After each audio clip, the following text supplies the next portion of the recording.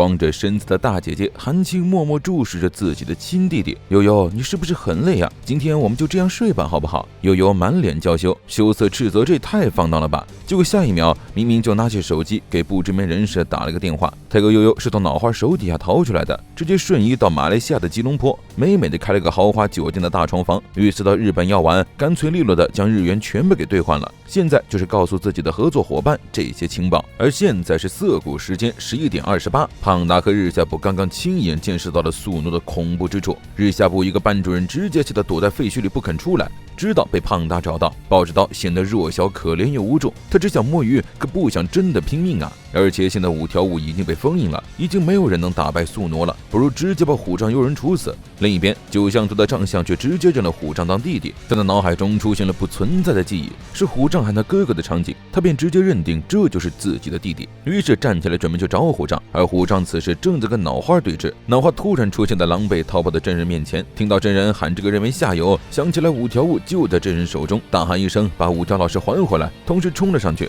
但脑花只是不慌不忙地召唤了一只咒灵，下一秒虎杖的脚下突然出现一张深渊巨口，他一脚踩空直接掉了下去，可那股失重感并没有持续多久，再一回神，自己竟然只是躺在地上，在旁人眼中只是跌了一跤而已。这就是咒灵操术真正的威力。以前的夏油杰只会召唤咒灵协助作战，现在的脑花却可以用它玩出层出不穷的招式。虎杖懒得听他逼逼，起身再次冲了上去，但这一次他突破了自己的感官，直接从那张巨口上越了过去，随后一拳砸向脑花，可是身体却被数条蜈蚣包裹，那些蜈蚣遮蔽了他的视线，团成球带他一起坠入了鱼嘴之中。脑花表示，去年的百鬼夜行，如果夏油杰没把战力分散到新宿和京都，或许获胜的人就不是乙骨了。当然现在说这些也没有意义，虎杖对此毫不关心，他只是不停念叨着把五条老师还回来，即便浑身是血，站都站不起来。脑花很佩服他的毅力。就在这时，真人突然扑了上来，结果话没说完，就被脑花团吧揉成了咒灵玉。咒术回战里最遭人恨的咒灵就这么下线了。手上的人甚至不是虎杖，而是他的队友。其实除了灵玉之外，每一种术式都具有它的奥义，名为极之幡。咒灵操式的极之幡就是漩涡，可以将稀释的咒灵合二为一，形成高密度的咒力攻击对手。如果用漩涡的话，那大部分咒灵就失去别的用处了。脑花一开始还以为这只是低级咒灵的再利用，后来才发现漩涡真正的威力只有在使用准一级以上的咒灵时才能发挥，也就是抽出术士。说完后，他将真人的咒灵玉吞于口中，然后仰起头看到了空中的西宫桃。西宫桃并不在意自己被发现，而是闪了闪扫把上的灯，示意加茂目标就在正下方。加茂立刻射出3支箭，而那3支箭又化为漫天箭雨，落到了脑花周围，却没一支是命中的。脑花一边躲避箭雨，一边还能抽出神挡下真一射来的子弹，但紧接着3轮又出现了，上来就是一发星银流拔刀，然而就被脑花空手接白刃，最后一把将这把刀握碎，放出了由真人的咒灵玉打造而成的漩涡。漩涡正对3轮，中心处钻出了一只恐怖的怪物，那双巨手几乎要将3轮拍死。好在千钧一发之际，日下不敢来，用他的星流破坏了那个漩涡，和他一起的还有歌姬。胖达和加茂来到了虎杖身后，确认了面前这个男人就是带走5条悟的人。胖达忍不住吐槽，随身携带日公害到底有什么好玩的？没想到这时候丈相也找了过来。丈相是九相图的大哥，他有3个父母，分别是母亲让母亲怀孕的咒灵，以及在这2者之间混入了自己血的加茂宪伦。他终于发现脑花就是自己的另一个父亲加茂宪伦了。和加茂宪伦名字读音相同的加茂学长一脸懵逼，关我啥事啊？而加茂宪伦也是咒术史上赫赫有名的人物，他是加茂界的污点，是史上最凶恶的术师。如果夏油杰壳子里的东西真的是加茂宪伦的话，肯定已经超过150岁了。脑花表示，你们的格局啊还是太小了，因为加茂宪伦也只是他众多名字其中的一个，换句话说，是众多被他夺取身体的人其中一个。丈相此时的心中充满了愤怒，就是这个男人骗他去害自己的弟弟。他怒气冲冲地走向脑花，却被速度的好手下李梅拦住，气得丈相大喊一声：“走开！我可是哥哥呀！”谁能想到，不久前还打得你死我活的对手，竟然突然变成了哥哥。